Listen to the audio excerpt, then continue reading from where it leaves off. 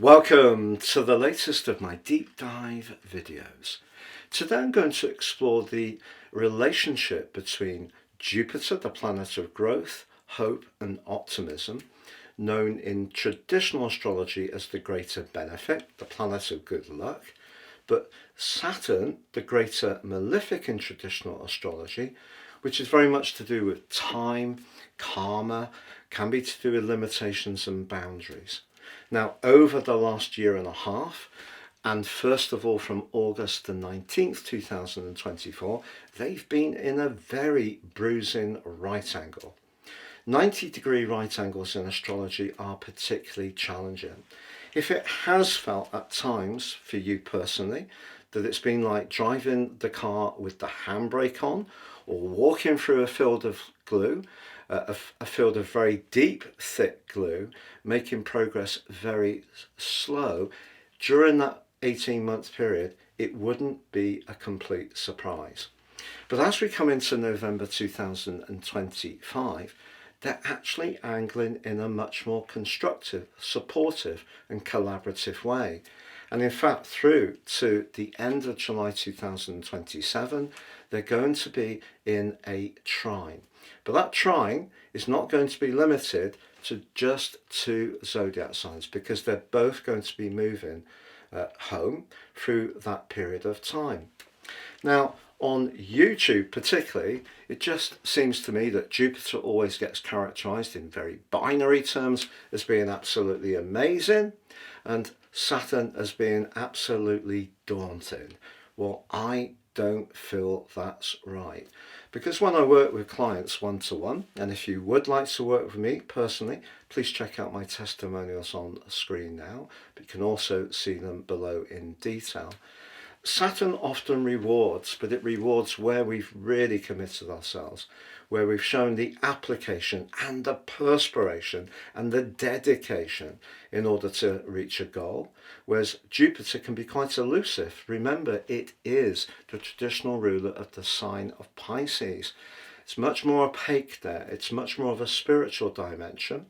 And for sure, currently it is exalted in the sign of Cancer, and of course it is going to be going into its annual 4-month retrograde on the 11th of November, and I will do a special on that for you.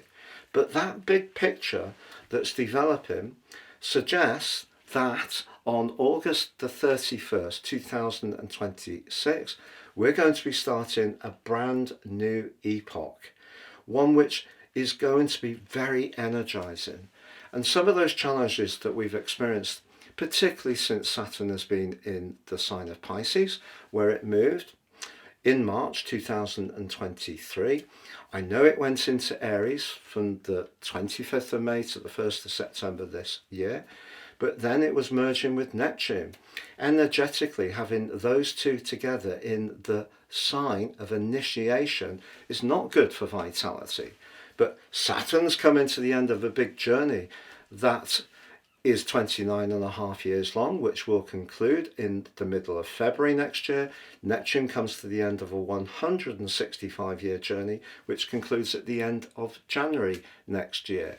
So we're in a big moment for us all collectively. And I want to just shake this all out to give you that big picture so we can all understand why that energy has been so tough. We are also dealing with huge changes in terms of technology, robotics, automation, AI, which is having an impact upon us. But also we're seeing a lot of political changes, which is another big shift. So how is this all informed by these two planets? I'm astrologer Patrick Arundell. If you are new to my channel, thank you so much for joining us. This is very much a community and a warm welcome. If you've yet to subscribe to the channel, please help it to continue to thrive and do so now. Now, I'd just like to tell you that my year 2026 astrology overview, but individual zodiac forecasts are live. Please check them out below, and you can get a real insight to the upcoming influences for you in the fast approaching new year. But I want to just take us take you into exactly where we are at the moment in terms of the way the planets are interacting in the sky. So on the screen now, I'm recording this on Sunday the 2nd of November. Ironically, you can see that Saturn is very close to the Moon. In fact, the Moon is between Neptune and Saturn, and those two players have been so powerful. Neptune 4 times since 2012, apart from that sojourn into Aries, which began on the 7th of July and has just completed. Well, that has been a time of huge shifts in consciousness, but perhaps also some challenges, because the sign of Pisces can be about escapism. Neptune's its modern aquatic ruler, and it can be about excess, and of course it can be about what's not very clear. It can be about distortion, dishonesty, and it can also be about addiction. And that's one of the themes that Neptune's thrown up in those years to a greater degree, it seems to me. But we've also seen a lot of people opening up about how they feel, their vulnerabilities. That's become much more to the fore. But having Saturn and Neptune close to the Moon, as I'm sharing this symbolically, is intriguing, because the Moon conjunct Saturn is one of astrology's hardest influences. There's no doubt about that at all. But let's just look at the role of Jupiter. So Jupiter's there in the third decan presently of Cancer. Jupiter about to go retrograde on the 11th of November for its 4-month retrograde. But look at Mars. Mars is the catalyst on this event, because Mars is interacting brilliantly with Saturn, the Moon, Neptune, but also Jupiter. So it's very energizing, but about water energy. And water energy is very much about emotion. And it's also about being in touch with our instincts. So as we come into this new month, Saturn and Jupiter are on much better terms. Instead of the square, which began, first of all, on the 19th of August 2024, they're now collaborating. And that's really helpful, because also Jupiter forges a mutual receptivity to the position of Saturn, Jupiter being the ruler of Pisces traditionally, but also to the Moon, because the Moon is the ruler of Cancer. So that's lovely. And then we have Mars. Mars is at home, domiciled in the sign of Scorpio. It is, of course, about to burst energetically into the explorative, adventurous and independent Sagittarius, which will bring a big energy shift in itself.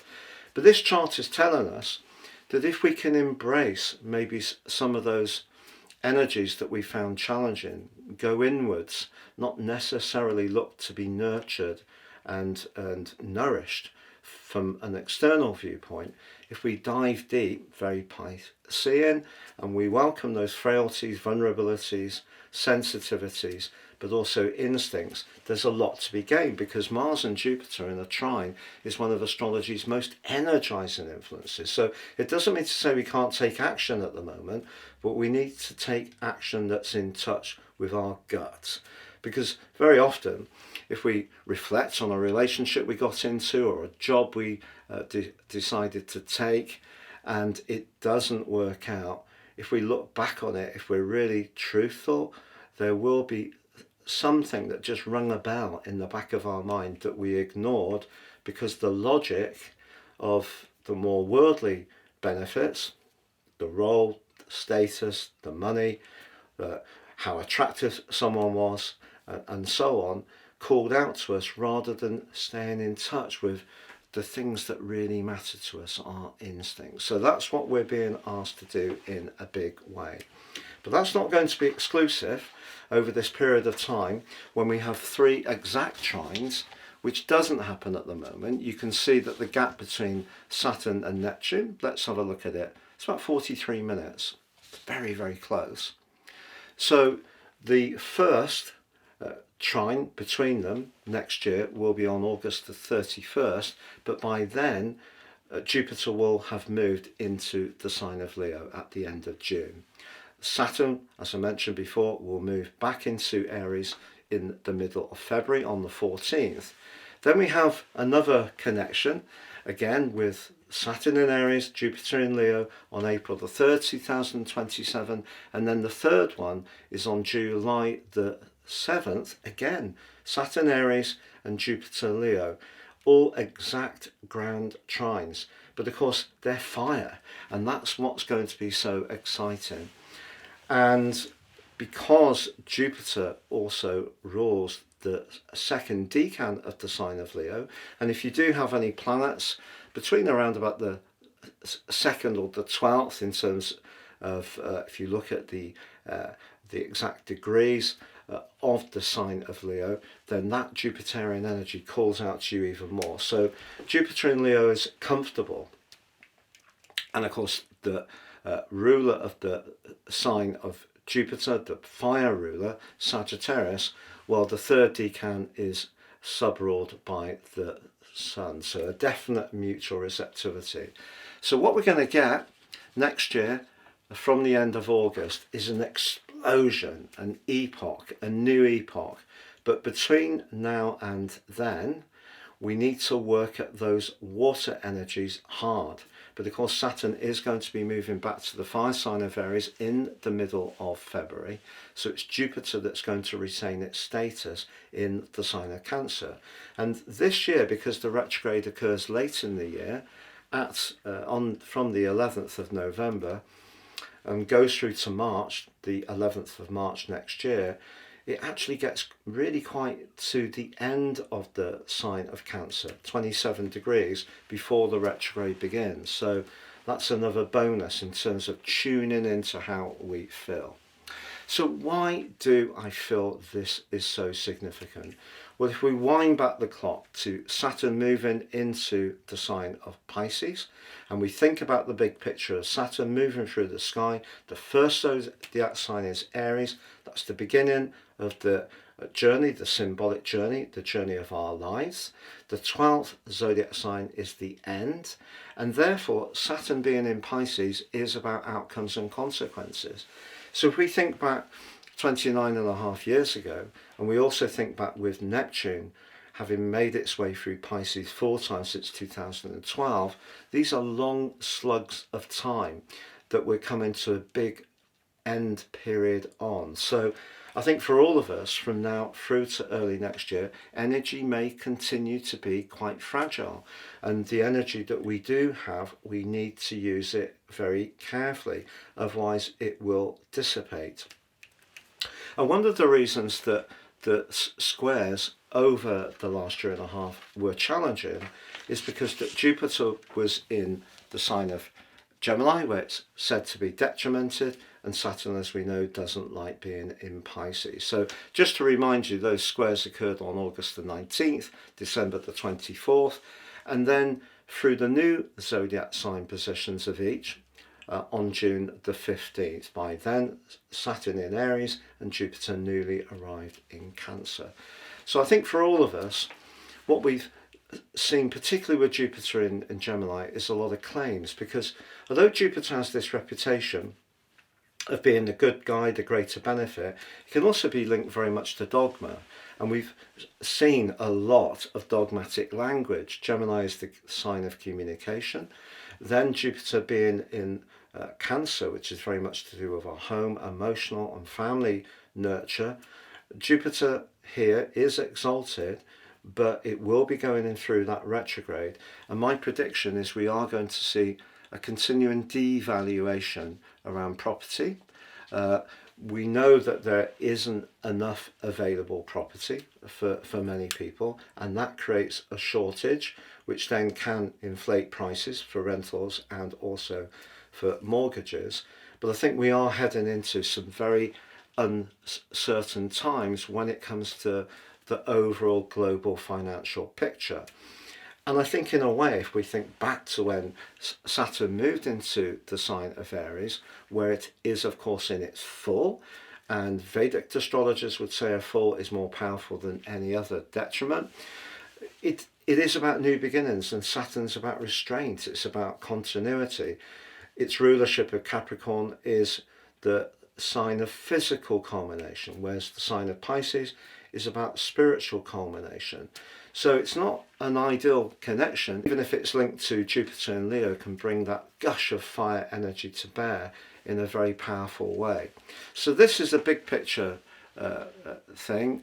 I feel that there is a tendency to see Jupiter and Saturn in very binary terms. I don't think that's very valuable.